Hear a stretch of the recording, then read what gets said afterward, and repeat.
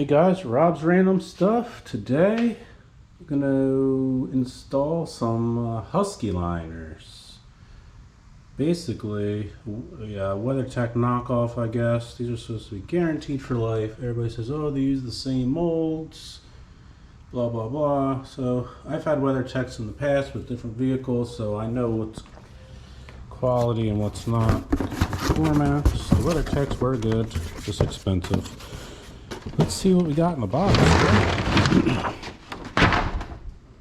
Pretty cool. These look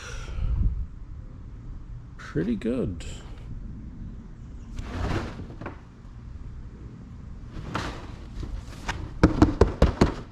Feel same material. Not super grippy, but it's okay.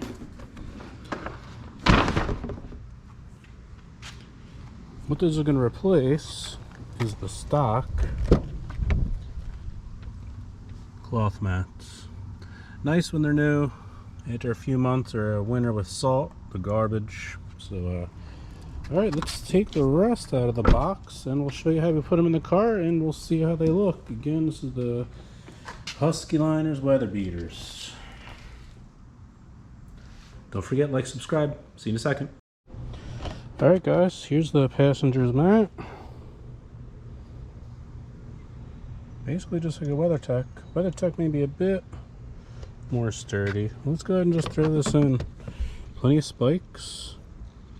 Should stay in one spot. I'm doing this with one hand, so forgive me, but maybe another testament to how good these things are cut. Look at that, it just lays right in. Really good fit. I'm sure after a hot day it'll kind of mold a little bit better. So all right, let's go put in the driver's side. Stand by for just a sec. All right, here's what they look like installed.